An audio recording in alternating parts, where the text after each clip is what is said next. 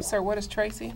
Tracy was gladiator school for the California Youth Authority. It was like where they send the young people before you go to Soledad or San Quentin. Okay. And so Tracy, some of the youth that were in Tracy, they would send them to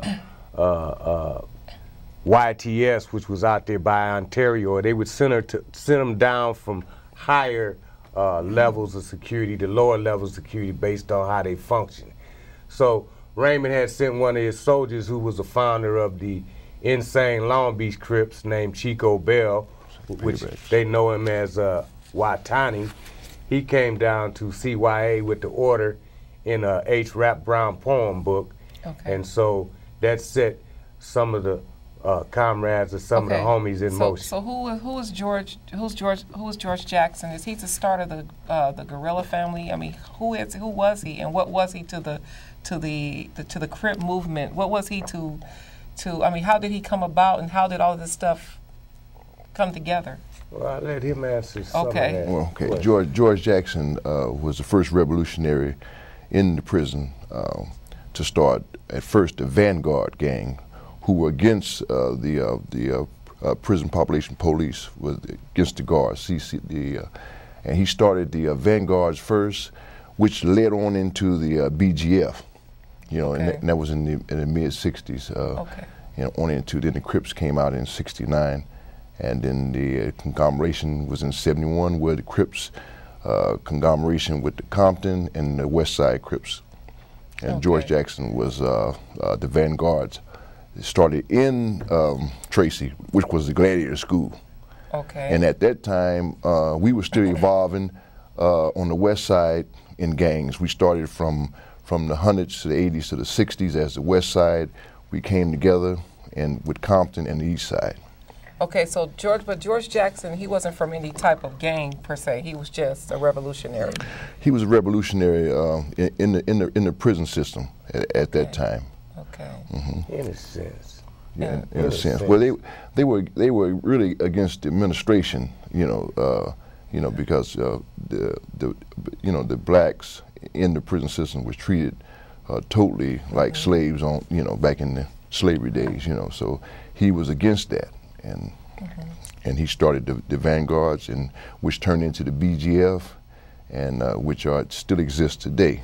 Oh, the Black Guerrilla Family. Mm-hmm. Okay, so now, basically, with George Jackson, I watched the documentary last night, and I was kind of disturbed by it because of how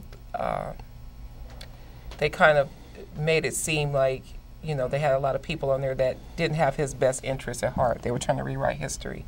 And there was a lot of, I had a lot of things that I didn't feel that were appropriate that was mentioned about him and how he was murdered. And I heard a lot of people who talked about the murder and the death of him, and it didn't happen the way this DVD said it happened. But to make a long story short, they said he had a gun, and that's why they killed him. Right, and they shot him down, you know, cold blood in the back of the head. I mean, in the spine. As he was stooping down. They shot him in the back, and then the bullet ricocheted up and blew out the top of his head. And basically, if I hadn't never came in contact with brothers like you, and I saw this documentary, then I would have a very bad taste in my mouth of George Jackson. But luckily, I have my own mind and my own views. And secondly, he also said something in this documentary. He said, moving from criminal mentality to a more revolutionary. A revolutionary mentality. And that's why I feel that the gangs of today should be leaning towards a revolution instead of this ignorance that I see out here in the streets. Can anybody talk about that? Well, Danifu and myself, with his constitution, with the assassination of Stanley Tookie Williams, what we had initiated his peace protocol in the hoods. And that means we have gotten all the Crips together, you know, with the intent to get all blacks together, not only Bloods, Crips, but Bloods and everybody under this constitution of the peace protocol. Okay, so basically there's a peace protocol, and under this peace protocol, I mean, is there any type of court that is held in the street? I mean, is there any type of bylaws or any type of guidelines or repercussions for people who break these laws? You understand? What I'm trying to say is this. We can't continue to run to these court systems that drop the book on our people. I mean, you steal a pack of gum, you're getting 30 years in prison. You know, you kill a dog, you're getting the electric chair. You know, I'm just giving you an example. But the point I'm trying to say is I would like to see in the future that we lean towards eventually trying to find a way to break away from the system as far as